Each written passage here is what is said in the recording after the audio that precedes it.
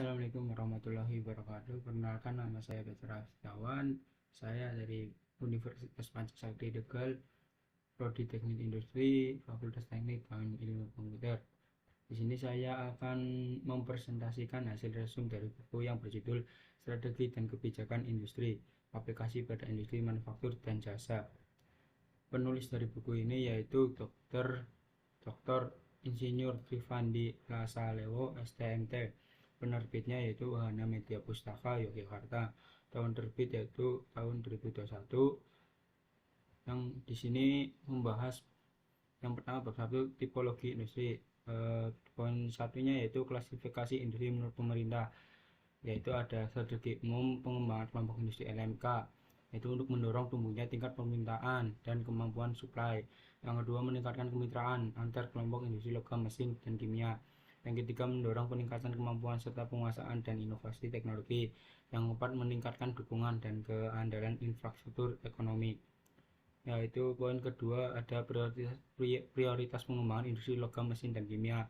Maka penentuan industri prioritas yang menghasilkan produk unggulan yang diharapkan menjadi motor penggerak pertumbuhan kelompok industri logam, mesin, dan kimia didasarkan dari tren peningkatan dalam investasi. Poin ketiga yaitu kebijakan pembangunan industri logam, mesin, dan kimia, mendorong tumbuhnya tingkat permintaan terhadap produk kelompok industri logam, mesin, dan kimia, dan mendorong tumbuhnya tingkat kemampuan untuk memproduksi barang atau jasa baik bagi pasar dalam negeri maupun ekspor.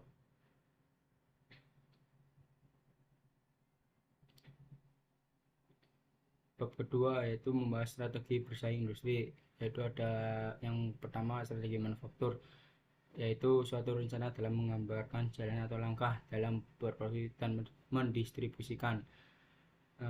Poin kedua ada model-model strategi bersaing, yaitu strategi di tingkat bisnis unit SBU yang berfokus pada persaingan produk atau jasa di pasar.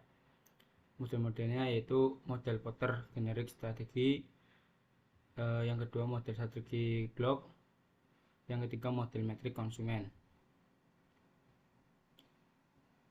Yang ketiga yaitu membahas strategi sumber daya internal dan eksternal perusahaan. Poin yang pertama yaitu konsep atribut produk, yaitu sifat-sifat produk yang menjamin bahwa produk tersebut dapat memenuhi kebutuhan, keinginan, dan harapan. Poin kedua yaitu strategi produk sukses, pencarian variabel yang berpengaruh terhadap kesuksesan produk pada sumber-sumber terpercaya, membangun model konseptual yang menggambarkan hubungan antar variabel dan pengaruhnya terhadap kesuksesan produk.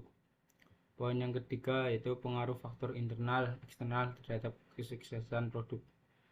Faktor internal yaitu produk karakteristik, yang kedua manajemen dan organisasional karakteristik, yang ketiga innovation, yang keempat knowledge sharing. Faktor eksternal organisasi yaitu mempengaruhi keberhasilan produk dan memiliki dampak signifikan terhadap kinerja organisasi. Marketplace karakteristik, solusi pengembangan produk terhadap masa depan perusahaan, pengaruh faktor internal dan eksternal organisasi, serta dampaknya terhadap kesuksesan produk. Bab keempat, teknologi dan ekonomi.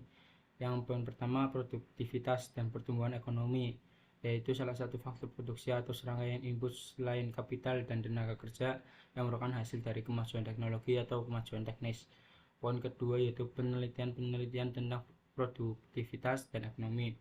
Studi-studi empiris yang memfokuskan penelitian pada pengaruh investasi asing, investasi domestik, dan investasi pemerintah terhadap pertumbuhan ekonomi telah banyak dilakukan, khususnya pada level makro dan cross country. Bab kelima, kekuatan dan strategi bersaing industri. Poin pertama itu konsep dasar strategi industri. Menurut McKeown dan Philip bahwa penerapan strategi dalam suatu perusahaan industri akan mempengaruhi pengembangan organisasi perusahaan, proses produksi, sumber daya manusia, kultur perusahaan, dan teknologi yang akan digunakan. Poin yang kedua, dampak keunggulan kompetitif terhadap strategi. Menurut Barat dan Gian 2001 bahwa keterlibatan unsur manusia akan mempengaruhi strategi yang akan digunakan, yang kemudian dinamakan sebagai variabel human input. Yang poin ketiga, membangun model strategi industri. Model penelitian adalah sebuah model konseptual yang menggambarkan hubungan keterkaitan dan interaksi antar beberapa dimensi atau variabel dalam penelitian. Bab ke-6 yaitu pengambilan keputusan majemuk dalam industri. Poin yang pertama, aksioma AHK, yaitu sesuatu yang tidak dapat dibantah kebenarannya atau yang harus terjadi.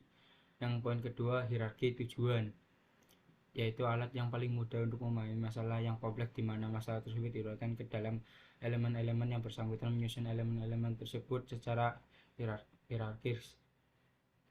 Yang poin ketiga, penyusunan metrik perbandingan antar elemen untuk sistem hierarki itu dibuat dalam bentuk matriks and extent. Ya, poin yang keempat, pengisian metrik perbandingan.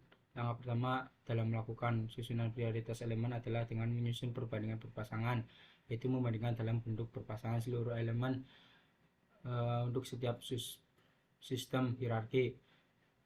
Yang kelima, perhitungan nilai bobot. Yang keenam, perhitungan.